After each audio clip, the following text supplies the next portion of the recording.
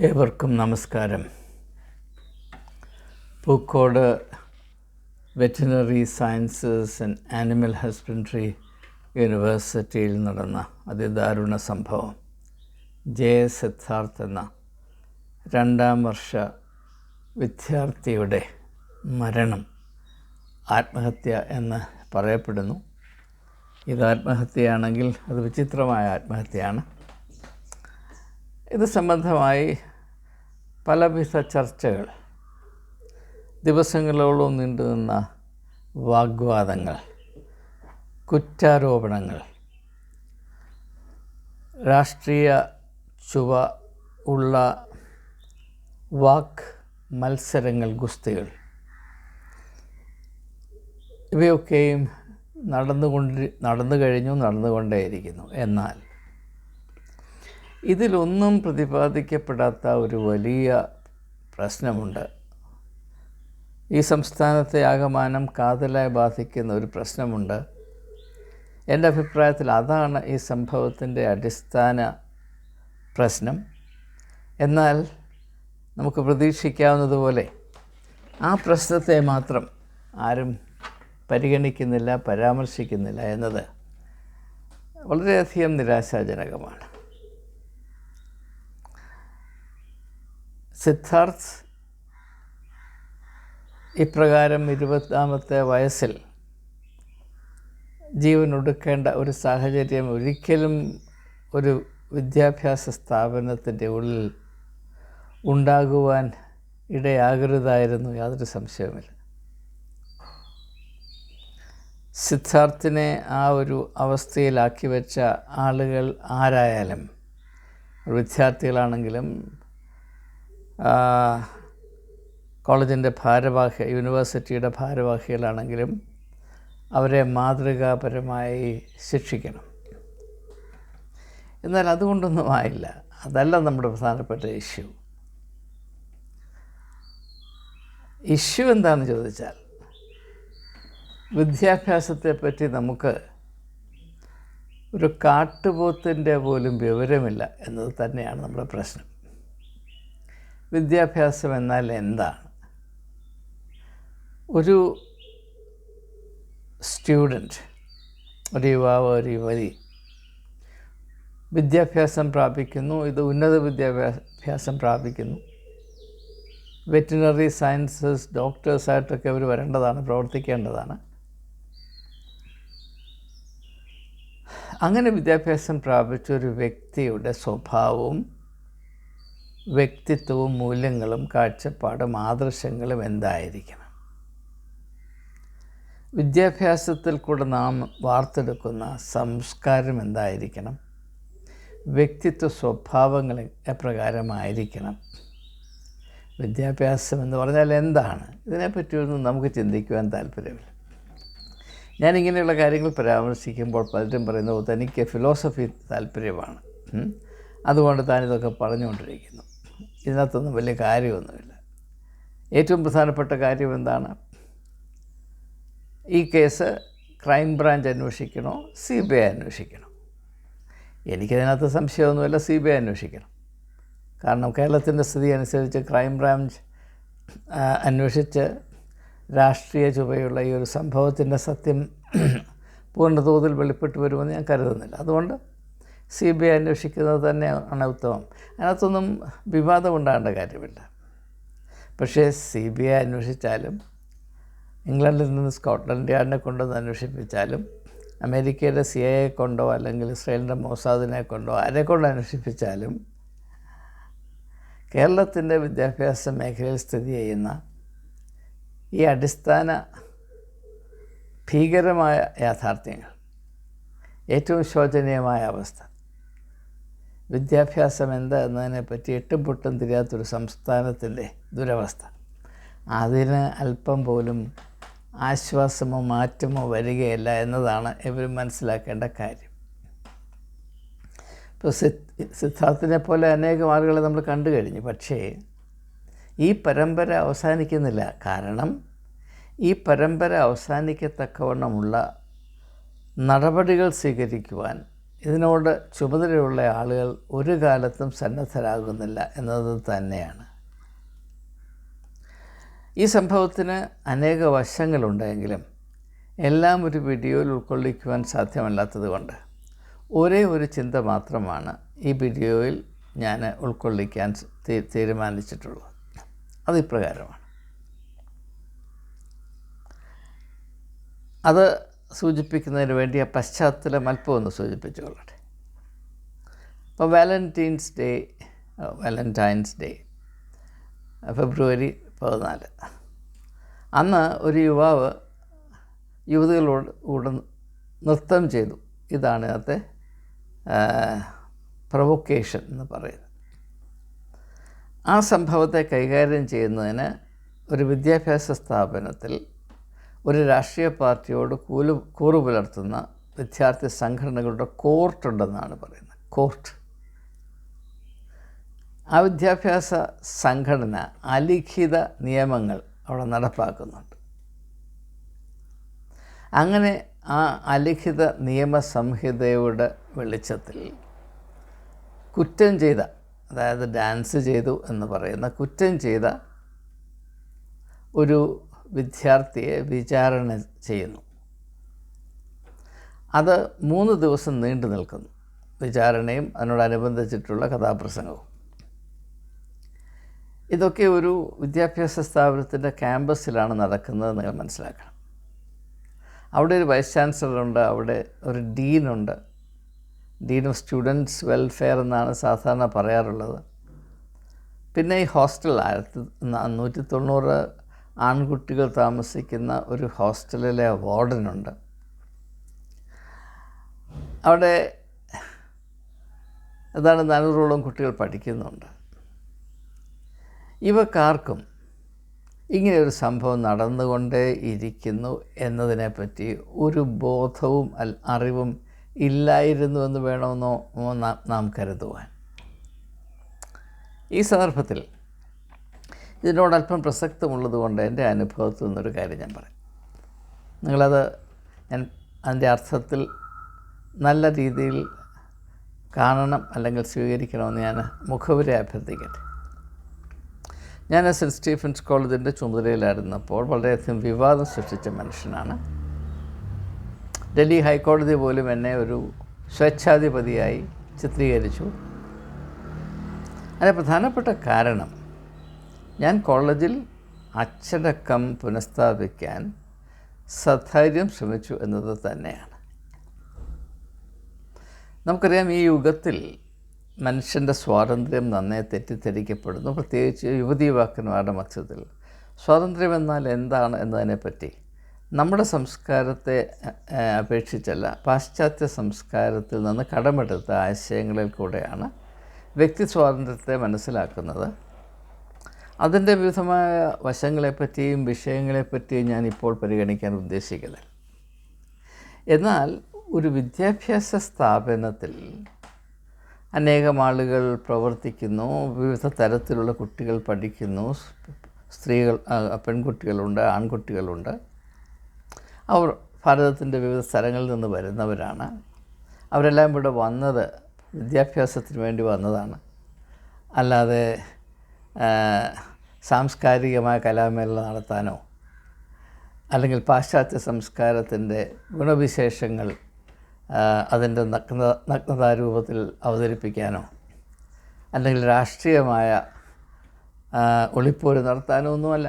അവർ പഠിക്കാൻ വന്നവരാണ്. പഠിക്കുന്നതിന് വേണ്ടിയാണ് ഞാൻ അവരെ കോളേജിൽ അഡ്മിറ്റ് ചെയ്തുകൊണ്ട്. അപ്പോൾ കുട്ടികൾ അല്ലെങ്കിൽ വിദ്യാർത്ഥികൾ അവർക്ക് പഠിക്കുന്നതിന് അനുകൂലമായ ഒരന്തരീക്ഷം സൃഷ്ടിക്കുക എന്നതാണ് ഒരു സ്ഥാപനത്തെ ഭരിക്കുന്ന അല്ലെങ്കിൽ നടത്തുന്ന, അഡ്മിനിസ്റ്റർ ചെയ്യുന്ന പ്രിൻസിപ്പലിൻ്റെയോ വൈസ് ചാൻസലറുടെയോ ചുമതല. യാതൊരു സംശയവും വേണ്ട.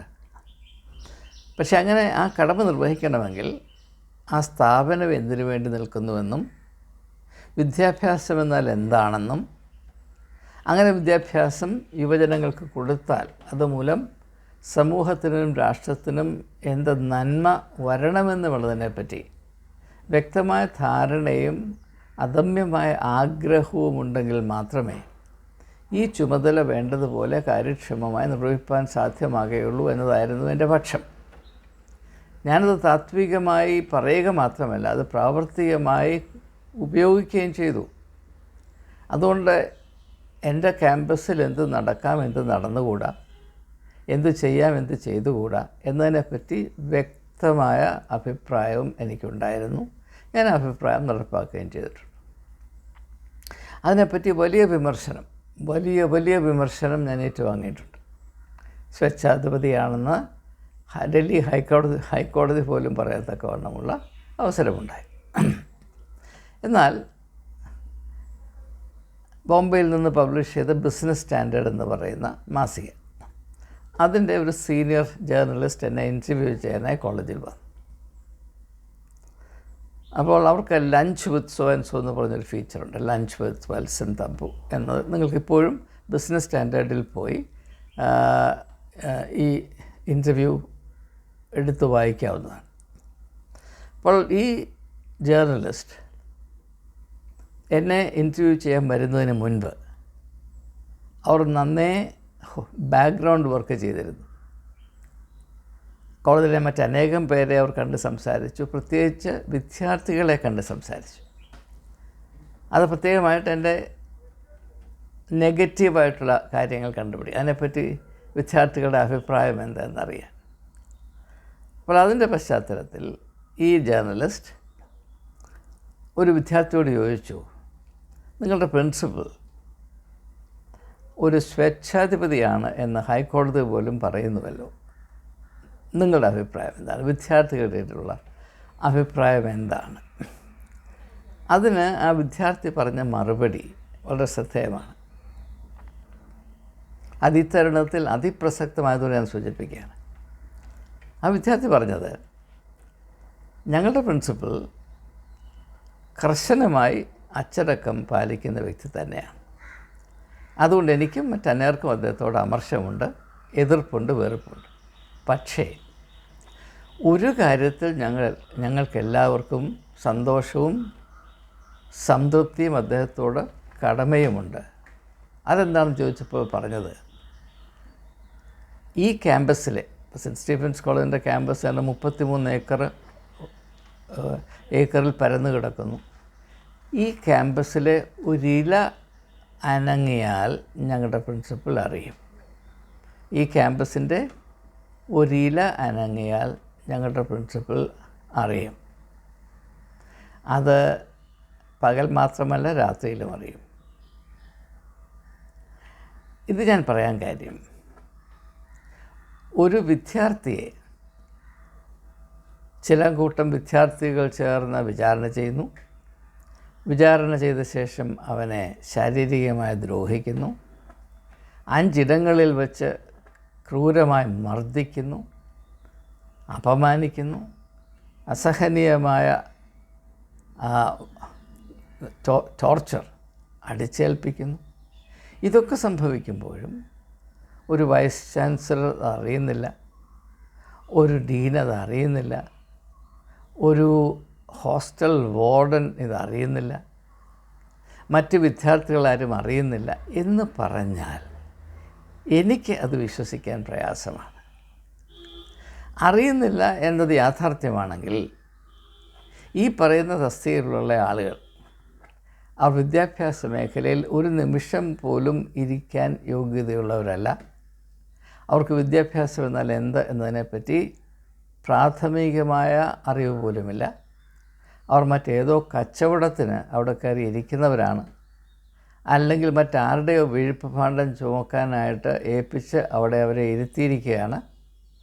അവർക്ക് ആ ക്യാമ്പസിനോടോ അവിടെയുള്ള വിദ്യാർത്ഥികളോടോ അവരുടെ സ്വഭാവ രൂപീകരണത്തോടോ അവരുടെ ബൗദ്ധികമായ ഫോർമേഷനോടോ യാതൊരു താല്പര്യമോ ചുമതലയോ ഉള്ളവരല്ല. അവരെ വൈസ് ചാൻസലറായിട്ടോ ഡീനായിട്ടോ ഒന്നും കരുതാൻ എനിക്ക് കഴിയുകയില്ല. മറ്റുള്ള കാര്യം എനിക്ക് അറിഞ്ഞുകൂടാ. ഇത് ഞാൻ ആദ്യമായി നിങ്ങളോട് സൂചിപ്പിക്കുകയാണ്. കോളേജിൻ്റെ ക്യാമ്പസിൽ ഇങ്ങനെയൊരു സംഭവമുണ്ടായാൽ 20 വിദ്യാർത്ഥികൾ ചേർന്ന് ഒരു വിദ്യാർത്ഥിയെ ശാരീരികമായി ഉപദ്രവമേൽപ്പിക്കുന്നത് പോകട്ടെ, അനാവശ്യമായി ചോദ്യം ചെയ്താൽ വൈസ് ചാൻസലർ അറിയണം, പ്രത്യേകിച്ച് ഡീൻ അറിയണം. കാരണം വൈസ് ചാൻസലറേക്കാൾ വിദ്യാർത്ഥികളുടെ സുരക്ഷിതത്വവും അവരുടെ സൗഖ്യവും വെൽഫെയറും ഏറ്റവും ആദ്യം പ്രധാനപ്പെട്ട ചുമതലയായി അറിയുകയും നിർവഹിക്കുകയും ചെയ്യേണ്ടത് ഡീനാണ്. അതിനുവേണ്ടിയാണ് ഡീനെ വച്ചിരിക്കുന്നത്. ആ കാര്യത്തിൽ, ഈ സംഭവത്തിൽ ഭയാനകമായ വീഴ്ചകളുണ്ടായി എന്നതിന് യാതൊരു സംശയമില്ല. പക്ഷേ ആ ഒരു യാഥാർത്ഥ്യത്തെ വേണ്ടതുപോലെ കൈകാര്യം ചെയ്യാനുള്ള വലിയ വൈമനസ്യം ഈ സംഭവത്തിൽ ഇപ്പോഴും സ്ഥിതി ചെയ്യുന്നു എന്നത് സിദ്ധാർത്ഥിനെ കൊന്നു എന്നതുപോലെ തന്നെ നമ്മെ ദുഃഖിപ്പിക്കേണ്ട ഒരു യാഥാർത്ഥ്യമാണ്. ഇനി രണ്ടാമതായിട്ട് എനിക്ക് പറയാനുള്ളത്, അതോടെ പറഞ്ഞിട്ട് ഞാൻ നിർത്തിയാക്കാം. വിദ്യാഭ്യാസം എന്ന് പറഞ്ഞാൽ എന്താണ്? അതിൽ കൂടെ എന്താണ് സംഭവിക്കേണ്ടത്? നിങ്ങൾ 1950 തൊട്ട് 1964 വരെയുള്ള വിദ്യാഭ്യാസ കമ്മീഷൻ റിപ്പോർട്ടുകൾ പരിശോധിക്കണം.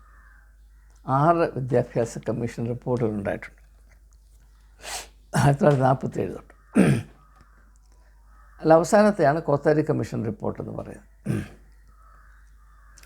ഈ ഭാരതത്തിൽ വിദ്യാഭ്യാസത്തെപ്പറ്റി സൃഷ്ടിച്ചിട്ടുള്ള ഏതെങ്കിലും ഡോക്യുമെൻ്റ്, എഴുതപ്പെട്ടിട്ടുള്ള ഏതെങ്കിലും പുസ്തകം, ഏതെങ്കിലും റിപ്പോർട്ട് നിങ്ങൾ പരിശോധിച്ചാൽ അതിലൊന്നിൽ പോലും വിദ്യാഭ്യാസത്തിൽ കൂടെ വിദ്യാർത്ഥികളുടെ സ്വഭാവ രൂപീകരണത്തിന് വലിയ പ്രാധാന്യം കൊടുക്കണം എന്ന ഒരു നിർദ്ദേശം കൊടുക്കാൻ ആരും മറന്നില്ല, മടിച്ചതുമില്ല. എന്ന് പറഞ്ഞാൽ കുറച്ചുകൂടെ നേരെ അങ്ങ് പറയട്ടെ, തെളിച്ച് പറയട്ടെ. വിദ്യാഭ്യാസത്തിൽ കൂടെ സംഭവിക്കേണ്ടത് വിദ്യാഭ്യാസത്തിൻ്റെ ഗുണഫലം പ്രാപിക്കുന്ന യുവതി യുവാക്കന്മാരുടെ സ്വഭാവ രൂപീകരണത്തിൽ വലിയ വലിയ വലിയ പ്രാധാന്യം കൊടുക്കണം. സ്വഭാവ രൂപീകരണമാണ് വിദ്യാഭ്യാസത്തിൻ്റെ പ്രധാനപ്പെട്ട ലക്ഷ്യങ്ങളിൽ ഒന്ന് എന്ന് പറയാത്ത ഒരൊറ്റ എഡ്യൂക്കേഷൻ കമ്മീഷൻ റിപ്പോർട്ടോ വിദ്യാഭ്യാസത്തെ പറ്റിയുള്ള പുസ്തകമോ ഭാരതത്തിലില്ല. എന്നാൽ അതേ സമയം തന്നെ വിദ്യാഭ്യാസത്തിൽ ഏറ്റവും കൂടുതൽ അവഗണിച്ച് കിടക്കുന്ന ലക്ഷ്യവും ഈ സ്വഭാവ രൂപീകരണമാണ്. എന്നാൽ അതേസമയം എല്ലാ വിദ്യാർത്ഥികൾക്കും ക്യാരക്ടർ സർട്ടിഫിക്കറ്റ് കൊടുക്കുക, സ്വഭാവ സർട്ടിഫിക്കറ്റ് കൊടുക്കുക എന്നത് പ്രിൻസിപ്പലിൻ്റെയൊക്കെയും അല്ലെങ്കിൽ അതേ സമാനമായ തസ്തികയിലിരിക്കുന്ന ആളുകളുടെ കടമയാണ്. പ്രിൻസിപ്പൽ എന്ന നിലയിൽ ഞാൻ എത്രയോ 1000 വിദ്യാർത്ഥികളുടെ സ്വഭാവ സർട്ടിഫിക്കറ്റ് സൈൻ ചെയ്തിട്ടുണ്ടെന്നറിയാമോ? ഈ സ്വഭാവ സർട്ടിഫിക്കറ്റ് ഞാൻ സൈൻ ചെയ്യുമ്പോൾ വാസ്തവത്തിൽ നൊന്തിട്ടാണ് ഞാൻ സൈൻ ചെയ്യുന്നത്. കാരണം സ്വഭാവം എന്നാൽ എന്താണ്? സ്വഭാവ രൂപീകരണം എന്നാൽ എന്താണ്? അതിന് ഈ വിദ്യാഭ്യാസ വ്യവസ്ഥിതി നൽകുന്ന സ്ഥാനം എന്താണ്? സിലബസിലാകട്ടെ, കരിക്കുലത്തിലാകമാനമാകട്ടെ, സ്വഭാവ രൂപീകരണത്തിൽ നൽകുന്ന സ്ഥാനം എന്താണ്? നിങ്ങൾ യൂണിവേഴ്സിറ്റി ഗ്രാൻറ്റ്സ് കമ്മീഷൻ ഓഫീസ് ഒന്ന് സന്ദർശിക്കണം. യൂണിവേഴ്സിറ്റി ഗ്രാൻറ്റ്സ് കമ്മീഷൻ ഇന്ത്യയിലെ എല്ലാ യൂണിവേഴ്സിറ്റീസിനെയും നിയന്ത്രിക്കുന്ന എയ്പെക്സ് ബോഡിയാണല്ലോ. അവിടെ ഒരു മുറിയിൽ വാല്യൂ എഡ്യൂക്കേഷന് വേണ്ടി ഒരാളെ വെച്ചിട്ടുണ്ട്. ഞാൻ UGCക്ക് വേണ്ടി ഒത്തിരി ജോലി ചെയ്തിട്ടുള്ള ആളാണ്. കോളേജിൻ്റെ പ്രിൻസിപ്പലായിരിക്കുമ്പോൾ തന്നെ പല കാര്യത്തിലും അവിടെ പോയി അവിടുത്തെ പല പ്രക്രിയകളിലും പങ്കെടുക്കുകയും സഹകരിക്കുകയും, സ്കോളർഷിപ്സ് ഇൻ്റർവ്യൂ ആണെങ്കിലും അങ്ങനെ പലതും. ഞാൻ UGC ഓഫീസിൽ പോകുമ്പോഴൊക്കെയും ഈ മുറിയിൽ പോകാറുണ്ട്. അവിടെ ഒരു വ്യക്തി ഇരിക്കുന്നത് കാണാം, ഒന്നും ചെയ്യാതെ ബോറടിച്ച് ചൊറി കുത്തി അവിടെ ഇരിക്കുന്നത് കാണാം. അപ്പോൾ ഞാൻ ചോദിക്കും, നിങ്ങൾക്ക് ജോലിയൊന്നുമില്ലേ, ഒന്നും ചെയ്യാനില്ല? അപ്പം പറഞ്ഞു, ഒന്നും ചെയ്യാതെ ഇരിക്കാൻ വേണ്ടിയാണ് ആളുകളെ ഇവിടെ കൊണ്ട് പണിഷ്മെൻറ്റ് പോസ്റ്റിംഗ് ആണ് എന്നാണ് എന്നോട് പറഞ്ഞത്. വാല്യൂ എഡ്യൂക്കേഷൻ സെക്ഷൻ അതിൻ്റെ ചീഫായിട്ട് ആരെയെങ്കിലും നിയമിക്കുന്നത് പണിഷ്മെൻറ്റ് പോസ്റ്റിംഗ് ആണെന്നാണ് അവിടെ ഇരുന്നിട്ടുള്ള എല്ലാവരും എന്നോട് പറഞ്ഞിട്ടുള്ളത്. ഇതാണ് നമ്മുടെ യാഥാർത്ഥ്യം. അപ്പോൾ വിദ്യാഭ്യാസം എന്താണ് എന്നതിനെപ്പറ്റി നമുക്ക് യാതൊരു വിവരവുമില്ല, താല്പര്യമില്ല. എൻ്റെ മറ്റൊരു അനുഭവം പറയാം. 2004 national steering committee for curriculum review ഉണ്ടാക്കി. National committee for curriculum review, NCERTയുടെ ആഭിമുഖ്യത്തിൽ. അതിൽ ഒരംഗം ഞാനായിരുന്നു. എന്ന് മാത്രവുമല്ല, അതിനകത്തെ ഫോക്കസ് ഗ്രൂപ്പ് ഓൺ പീസ് എഡ്യൂക്കേഷൻ്റെ ചെയർമാനും ഞാനായിരുന്നു. എന്താണ്? വിദ്യാഭ്യാസത്തിൽ കൂടെ സമാധാന കേന്ദ്രീകൃതമായൊരു സംസ്കാരം ഭാരതത്തിൽ സൃഷ്ടിച്ചെടുക്കാൻ സാധിക്കണം എന്ന ലക്ഷ്യം NCERT സ്വീകരിച്ചു. അത് ministry of human resource development കീഴിലാണ്, നിങ്ങൾക്കറിയാം. അതിന് വലിയ പ്രാധാന്യം കൊടുക്കുന്നതുകൊണ്ട് ഞാൻ തന്നെ അതിൻ്റെ ചെയർമാനാകണമെന്ന് പറഞ്ഞ് അന്നത്തെ NCERT ചെയർമാൻ പ്രൊഫസർ കൃഷ്ണകുമാർ പലതവണ നിർബന്ധിച്ചത് കൊണ്ടാണ് ഞാൻ ആ ചുമതല ഏറ്റെടുത്തത്. ആ ചുമതല ഏറ്റെടുക്കുമ്പോഴും അറിയാമായിരുന്നു, ഞാൻ അദ്ദേഹത്തോട് പറയുകയും ചെയ്തു, ഇതെൻ്റെ സമയം കളയുന്ന പരിപാടിയാണ്. ഇത് എത്ര മനോഹരമായി ഈ കൃത്യം ചെയ്ത് ഈ കടമ നിർവഹിച്ചാലും ഇത് ഇംപ്ലിമെൻ്റ് ചെയ്യപ്പെടുകയില്ല, അല്പം പോലും ഒരു മാറ്റവും സംഭവിക്കുകയില്ല എന്നറിഞ്ഞിട്ടും ഞാൻ വളരെ ആവേശത്തോടുകൂടെ ആ ജോലി ചെയ്തു. അതിൻ്റെ റിപ്പോർട്ട് സമർപ്പിച്ചു. ഞാൻ പ്രതീക്ഷിച്ചതുപോലെ അതിൻ്റെ മേൽ ഒരു നല്ല നടപടിയും ഉണ്ടായി. എനിക്കിങ്ങനെ അനേക അനുഭവം നിങ്ങളോട് പറയാൻ കഴിയും. അപ്പോൾ ഒരു ചെറിയ ചിന്ത മാത്രം, വിദ്യാഭ്യാസത്തിൽ കൂടെ എന്ത് സംഭവിക്കണം? നമുക്കറിയാം, മനുഷ്യൻ്റെ പ്രാകൃത സ്വഭാവം, അതായത് എഡ്യൂക്കേഷന് മുമ്പ് മനുഷ്യൻ്റെ സ്വഭാവം എന്താണ്? എനിക്ക് എനിക്ക് എനിക്ക് എനിക്ക് മറ്റാരെപ്പറ്റിയും ചിന്തിക്കേണ്ട കാര്യമില്ല. എൻ്റെ സുഖം, എൻ്റെ ലാഭം, എൻ്റെ സ്ഥാനം, എൻ്റെ കയറ്റം, എൻ്റെ സമ്പാദ്യം, അതിനുവേണ്ടി ഞാൻ എന്തും ചെയ്യും. പൊതു നന്മയ്ക്ക് വേണ്ടി ഞാൻ ഒന്നും ചെയ്യാൻ ബാധ്യസ്ഥനല്ല. ഇപ്പോൾ തന്നെ മാതാപിതാക്കന്മാർ കുട്ടികളെ, അവരുടെ കുഞ്ഞുങ്ങളെ വിദ്യാഭ്യാസത്തിന് അയക്കുന്നു. എന്തിനയക്കുന്നു? അവർക്ക് നല്ല ഭാവി ഉണ്ടാകണം എന്ന് പറഞ്ഞാൽ നല്ലതായിട്ട് പഠിച്ച് ഒത്തിരി മാർക്കൊക്കെ വാങ്ങിച്ച് വലിയ വലിയ ശമ്പളമൊക്കെ ഉണ്ടായി അവർ സുഖിച്ച് ജീവിക്കണം. അവരെക്കൊണ്ട് സമൂഹത്തിന് എന്തെങ്കിലും ഗുണമുണ്ടാകണമെന്ന താല്പര്യത്തിൽ എത്ര മാതാപിതാക്കന്മാർ കുഞ്ഞുങ്ങളെ വിദ്യാഭ്യാസത്തിന് അയക്കുന്നുണ്ട്? ചിന്തിക്കേണ്ടതാണ്. അപ്പോൾ വിദ്യാഭ്യാസം എന്ന് പറയുന്നതോട് നാം മനസ്സിലാക്കിയിരിക്കുന്നത്, ഓരോ വ്യക്തികൾക്കും അതിനുള്ള അവസരം ലഭിക്കുന്ന, അത് അഫോർഡ് ചെയ്യാൻ കഴിയുന്ന ഓരോ വ്യക്തികൾക്കും അവരുടെ സ്വാർത്ഥപരമായ താല്പര്യങ്ങൾ ഏറ്റവും വലിയതായി, ഏറ്റവും വിപുലീകരിച്ച് സാധിച്ചെടുക്കണം. മറ്റാർക്കെന്ത് നഷ്ടം വന്നാലും കഷ്ടം വന്നാലും അതിനെപ്പറ്റി ചിന്തിക്കേണ്ട ചുമതലയൊന്നുമില്ല. സ്വന്തം കാര്യം സിന്ദാബാദ്. അതാണ് എഡ്യൂക്കേഷനിൽ ഇപ്പോൾ നടക്കുന്ന സ്വഭാവ രൂപീകരണം, ക്യാരക്ടർ ഫോർമേഷൻ്റെ ഒറ്റ വാക്കിൽ പറഞ്ഞാൽ ഇതാണ്, സ്വന്തം കാര്യം സിന്ദാബാദ്. ഏതാണ്ട് 20-25 വർഷങ്ങൾക്ക് മുൻപ് ഇന്ത്യ ടുഡേ എന്ന് പറയുന്ന മാഗസിൻ്റെ ആഭിമുഖ്യത്തിൽ ഒരു വലിയ നാഷണൽ സർവേ നടന്നു. അതിനേക്കാൾ വലിയൊരു നാഷണൽ സർവേ അതിന് മുൻപും അതിന് പിൻപും ഉണ്ടായിട്ടില്ല. 9 യൂണിവേഴ്സിറ്റിയിൽ നിന്ന് തിരഞ്ഞെടുക്കപ്പെട്ട ഏതാണ്ട് 9000 സ്റ്റുഡൻസിനെ ഇൻ്റർവ്യൂ ചെയ്തു. അതിൽ പലവിധമായ ചോദ്യങ്ങൾ ചോദിച്ചു. അതിലൊരു ചോദ്യം, നിങ്ങൾ എന്തിനാണ് വിദ്യാഭ്യാസത്തിന് പോകുന്നത്? വിദ്യാഭ്യാസം പ്രാപിക്കുന്നതിൽ കൂടെ നിങ്ങൾ എന്താണ് പ്രതീക്ഷിക്കുന്നത് എന്ന് ചോദിച്ചപ്പോൾ ആ ഇൻ്റർവ്യൂവിൽ പങ്കെടുത്ത 9000 സ്റ്റുഡൻസും അവർ പറഞ്ഞത്, വിദ്യാഭ്യാസത്തിൽ കൂടെ ഞങ്ങൾക്ക് പ്രാപിക്കാവുന്നത് നിലവിലിരിക്കുന്ന വ്യവസ്ഥിതിയെ ഏറ്റവും സമർത്ഥമായി ചൂഷണം ചെയ്യാനുള്ള കഴിവ് ഞങ്ങൾക്കുണ്ടാകും. ഞാൻ എൻ്റെ അതേ വാക്കുകൾ ഞാൻ കോട്ട് ചെയ്യാം. It enables us to milk and massage the system എന്നാണ് പറയുന്നത്. It enables us to milk and massage the system. ഇത് മാത്രമാണ് വിദ്യാഭ്യാസത്തെ ഭരിക്കുന്ന കാഴ്ചപ്പാട് എന്ന് ഞാൻ പറഞ്ഞാൽ ആരെങ്കിലും വിയോജിക്കുമോ എന്ന് എനിക്ക് അറിഞ്ഞുകൂടാ. എൻ്റെ സങ്കടം, ക്രിസ്തീയ സ്ഥാപനങ്ങൾ പോലും ഈ ഒരു അധഃപതനത്തിന് അതീതമല്ല എന്നതാണ്. എന്ന് മാത്രവുമല്ല, അങ്ങനെ വ്യത്യസ്തമായൊരു കാഴ്ചപ്പാടോടുകൂടെ ആരെങ്കിലും ഒരു സ്ഥാപനത്തെ പുനഃസംഘടിപ്പിക്കാൻ ശ്രമിച്ചാൽ, ഞാൻ സെൻറ്റ് സ്റ്റീഫൻസ് കോളേജിൽ ചെയ്തതാണ്, അപ്പോൾ അനുഭവിക്കേണ്ടി വരുന്ന പ്രതിഷേധങ്ങൾ, പ്രതികൂലങ്ങൾ, അക്രമങ്ങൾ, ജീവൻ പോകും.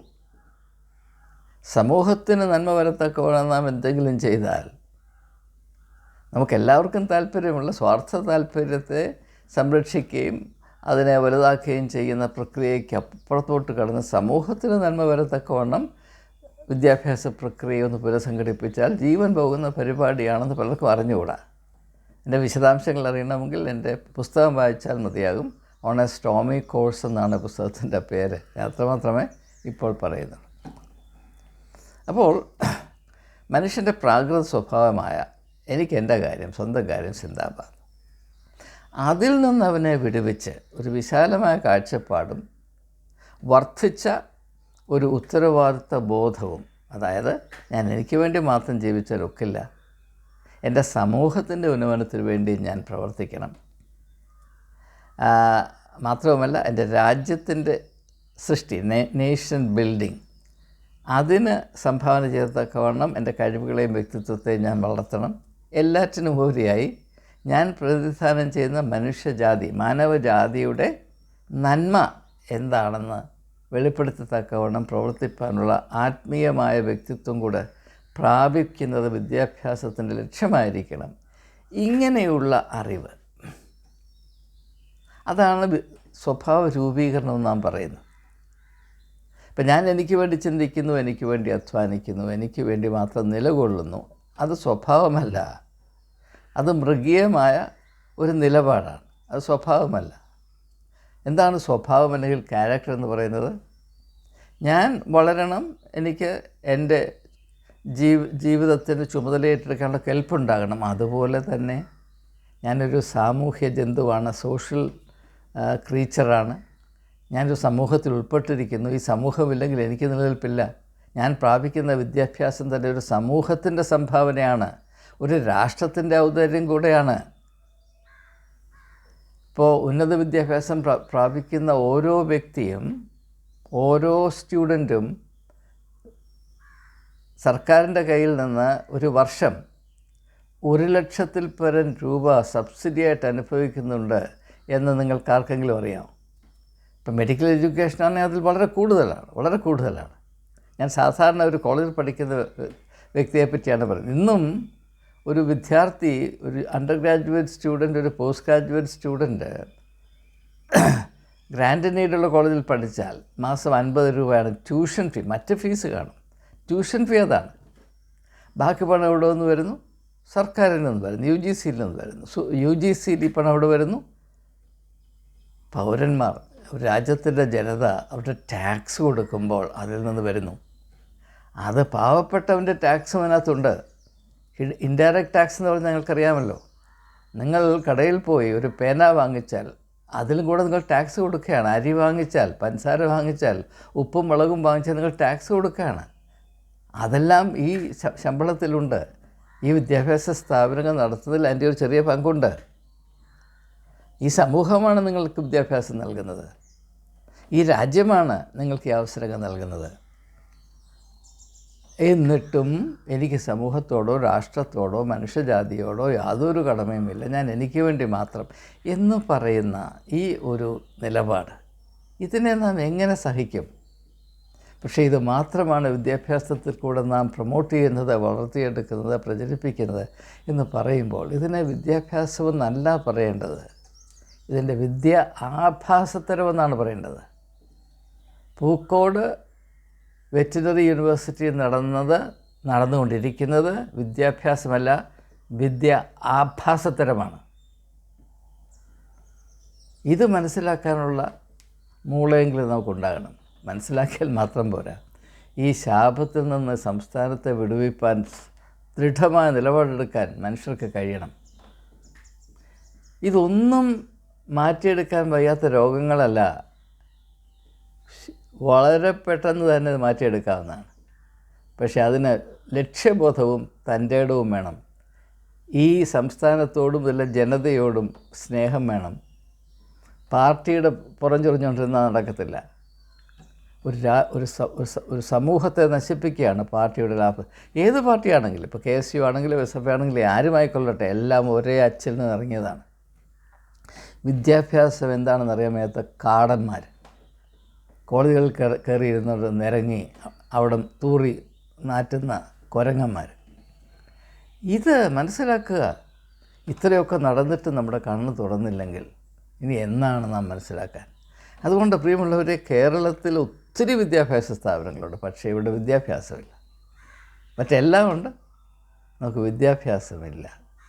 അതിൻ്റെ ഗുണഫലമാണ് കേരളം അനുഭവിക്കുക. ഇപ്പോൾ എല്ലാവരും പറയും കേരളത്തിൽ ഇങ്ങനെ വലിയ കടബാധ്യത 4 ലക്ഷം കോടി കടബാധ്യത. ഇതിൻ്റെ എല്ലാം പേര് നമ്മുടെ വിദ്യാഭ്യാസ സ്ഥാപനങ്ങളിലാണ്. നിങ്ങൾക്കറിയാമോ? എവിടെ നിന്നാണ് ഈ മഹാന്മാർ ഇങ്ങനെ പഠിച്ചിറങ്ങി ഇങ്ങോട്ട് വന്നത്? എവിടെ നിന്നാണ് ഈ ഭരണകൂടമുണ്ടായത്? നമ്മുടെ വിദ്യാഭ്യാസ സ്ഥാപനങ്ങളിൽ നിന്നാണ്. അവിടെ നടന്നത് വിദ്യാഭ്യാസമായിരുന്നില്ല, വിദ്യാഭ്യാസത്തരമായിരുന്നു എൻ്റെ അഭിപ്രായത്തിൽ. അതിൻ്റെ ഫലമാണ് അതിൻ്റെ വിലയാണ് നാം ഇപ്പോൾ കൊടുത്തുകൊണ്ടിരിക്കുന്നത്. ഈ സമൂഹത്തെ മുഴുവനും കുറ്റവൽക്കരിക്കും. Criminalisation of the entire society, അതിലും ഈ വിദ്യാഭ്യാസം ഒരു പങ്ക് വഹിക്കും. അതിൻ്റെ ഒരു വെളിപ്പെടുത്തലാണ് ഈ പൂക്കോട് യൂണിവേഴ്സിറ്റിയിൽ നടന്ന ഈ വലിയ അക്രമം. വിദ്യാഭ്യാസത്തിൽ അക്രമം ഉണ്ടായെങ്കിൽ സമൂഹത്തിൽ അക്രമം വരാതിരിക്കുമോ? നിങ്ങൾ എന്താണ് ചിന്തിക്കുന്നത്? അതുകൊണ്ട് ഈ സംഭവത്തിൻ്റെ ആ വലിയ അപകടം അതർഹിക്കുന്ന സീരിയസ്നെസ്സോടുകൂടെ പരിഗണിക്കുകയും ഈ രോഗത്തിന് തക്കതായ പ്രതിവിധി കണ്ടുപിടിക്കുകയും ചെയ്യുവാൻ കേരളത്തിലെ ജനം ഒറ്റക്കെട്ടായി നിന്ന് പരിശ്രമിച്ചില്ല എങ്കിൽ ഈ ഒരു സംഭവത്തെപ്പറ്റി ചില കോലാഹലങ്ങൾ ഉണ്ടാക്കുകയും കുറേ നേരം അങ്ങനെ വിനോദമായി അത് തീർന്ന് ചീറ്റിപ്പോവുകയും ചെയ്യും. അടിസ്ഥാനപരമായ നിലപാടുകൾ, യാഥാർത്ഥ്യങ്ങൾ തുടരും. ഇനിയും അനേകം സിദ്ധാർത്ഥികൾ കുരുതി കൊടുക്കപ്പെടും. അപ്പോഴും ഈ വലിയ കോലാഹലവും പാർട്ടി സംബന്ധമായ വാഗ്വാദങ്ങളും നടക്കും. അത് മറക്കും, പിന്നെയും നടക്കും, പിന്നെയും കുരയ്ക്കും, പിന്നെയും മറക്കും, നടക്കും, കുരയ്ക്കും. ഈ ഒരു ഭ്രാന്ത്, കേരളം എന്ന ഭ്രാന്താലയം, ആ ഭ്രാന്ത് ഏറ്റവും കൂടുതൽ ഇപ്പോൾ നിൽക്കുന്ന വിദ്യാഭ്യാസ രംഗത്താണെന്ന് പറഞ്ഞാൽ അതിൽ കൂടുതൽ എന്ത് പറയാൻ? ചിന്തിക്കണം. അത് മാത്രമേ എനിക്ക് ഇവരോട് പറയാനുള്ളൂ.